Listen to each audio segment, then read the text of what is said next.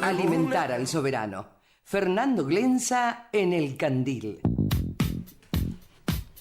Seguimos en El Candil, estamos en comunicación. Hacía mucho, por lo menos, que no escuchaba su voz. No sé si ustedes han hablado. Yo voy a poner una queja formal. A ver. Me parece que vos y Julio Sí. lo quieren y lo extrañan mucho, porque cada vez que hablamos con Fernando Glenza le dicen lo mismo. Mirá. Hace mucho que no, y no siempre pasó mucho tiempo. Fernando Glenza, buenas tardes, ¿cómo le va? Hola, ¿cómo te va, Natalia? ¿Viste ¿Cómo el le va? cariño que te tienen, que todo el tiempo te extrañan, te quieren?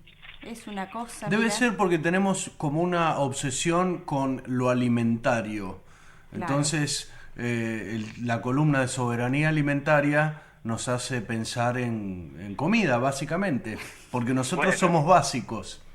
Bienvenido sea a la alimentación. Julio, te comentamos, no está ahora, está volviendo de Brasil, así que estamos Santiago y yo nada más. Y vos estuviste en Brasil, ¿no? Sí, les cuento que, bueno, nos estamos comunicando desde un taxi, ¿no? Digo, Ajá. por si hay algún inconveniente en la transmisión. Bueno, y sí, los taxis no son buenos para transmitir. Así que sí, regresé, estuve una semana en Brasilia, invitado por la FAO, que es el organismo de Naciones Unidas para la Alimentación y la Agricultura, Sí. y bueno, concurrí a un curso de desarrollo territorial para la seguridad alimentaria, un taller pedagógico. Ujú. Esto es porque la Cátedra Libre de Soberanía Alimentaria de la Universidad de La Plata fue designada para dictar un curso dentro de un programa de formación de líderes rurales que patrocina la FAO y el gobierno de Brasil también. Es un curso que se realiza en casi todos los países latinoamericanos y la región del Caribe. Y bueno, tiene por objetivo acercar políticas públicas, los programas de desarrollo rural y las visiones de seguridad y soberanía alimentaria destinada a dirigentes rurales como para que puedan mejorar la calidad de vida de sus comunidades. En este sentido, en Brasil, el movimiento Sin Tierra, ¿podemos decir que tuvo una participación en este foro? ¿Es el movimiento Sin Tierra el más importante de Sudamérica? No.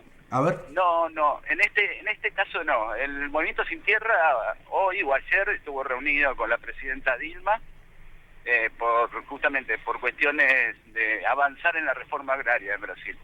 En el caso de este programa de FAO, quien sí participa, y ahí fue la sede donde se hizo el taller pedagógico, fue la Confederación de Organizaciones de la Agricultura y la Ganadería de Brasil, CONTAG, o CONTAGI, como dicen los brasileños, que es la organización sindical de los agricultores de Brasil. Está integrada por 22 millones de afiliados. 22 millones. Sí, en Brasil todo es grande, ¿no? Sí. Todo es masivo y numeroso, por más minoritario que sea. A ver, Bueno, pensemos que la mitad de la población argentina Claro. está afiliada a ese sindicato. Sí, exactamente. Que no es igual en su militancia, en su ideología, no es igual que lo que acá tenemos como la UATRE, ¿no? Tiene un respeto quizás por el origen del campo mismo, popular. ¿Cómo es? Claro. ¿Cuál es la diferencia? No, la diferencia que tiene es que es una organización realmente con una gran militancia, muy de base, 22 millones, defienden la agricultura familiar, se enfrentan al agronegocio, porque el agronegocio no les da fuentes laborales a los agricultores. Claro. La verdad que, bueno, es una organización que sorprende por su dimensión y por su trabajo. Y comparten las luchas de los movimientos sociales.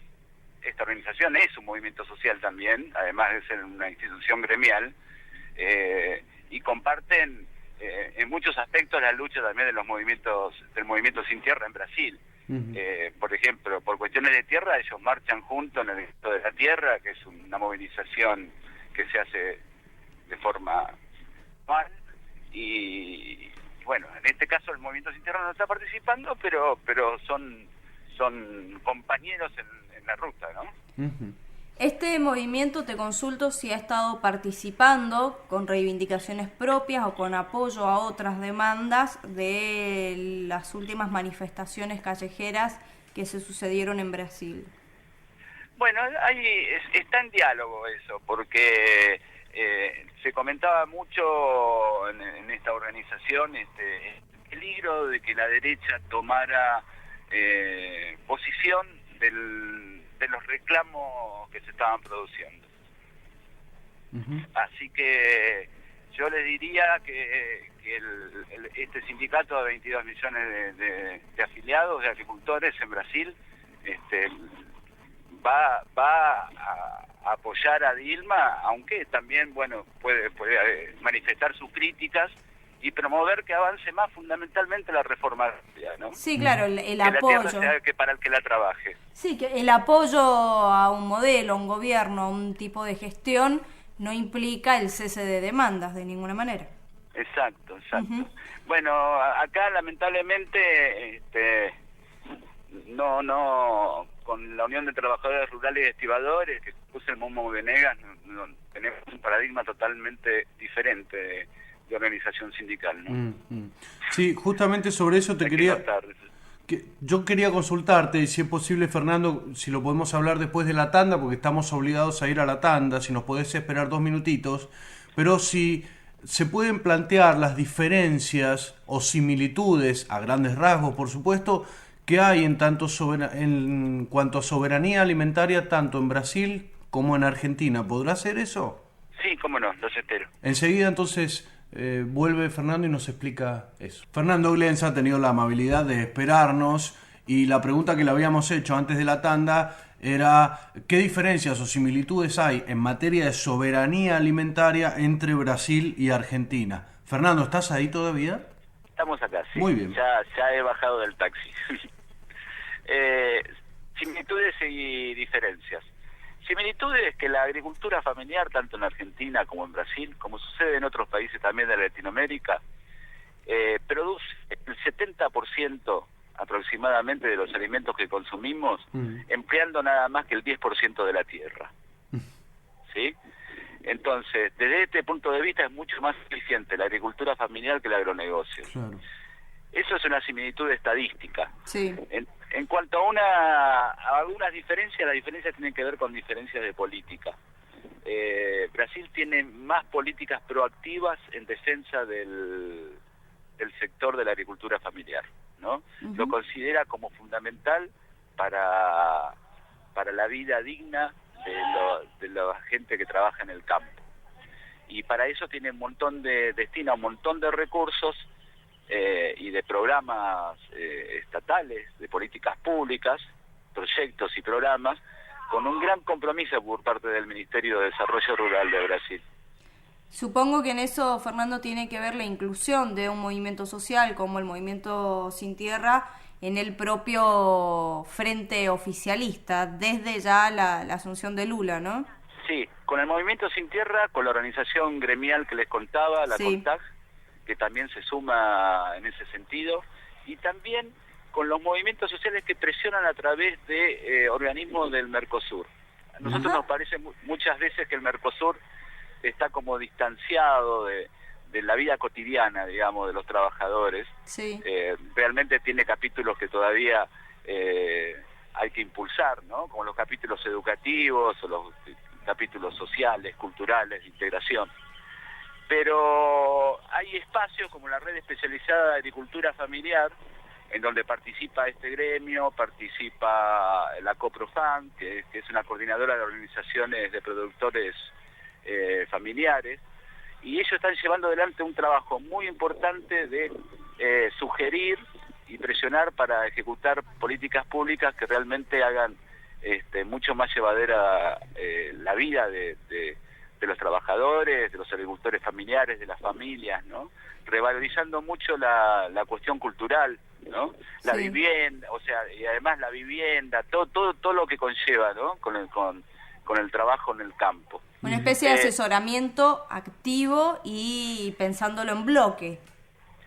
Sí, y yo creo que esas políticas que se van proponiendo en el ámbito del Mercosur, como también se pueden proponer en otros ámbitos, ¿no? De la CELAC, de UNASUR, van promoviendo a veces algunas políticas que se van como imitando, ¿no?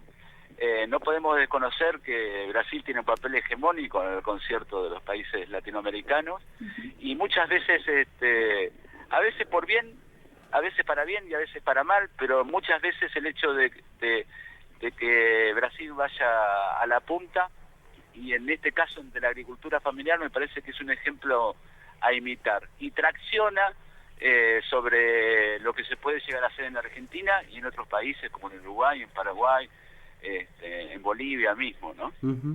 Es interesante ver esto, sí. Seguramente de esta experiencia en Brasil y de lo que tiene que ver con este encuentro que se va a realizar aquí en Mendoza, que nos adelantabas para septiembre, habrá bastante más para comentar en próximas columnas, ¿no? Sí. Bueno, esperamos que uno de los capítulos del curso se desarrolle en Mendoza, visitar las experiencias de ordenamiento territorial participativo que está llevando adelante la Secretaría de Agricultura de Nación junto con la FAO en Tunuyán, y visitar una de las experiencias de la Unión de Trabajadores Sin Tierra, que puede ser en Jocolí o en Lavalle. En Lavalle.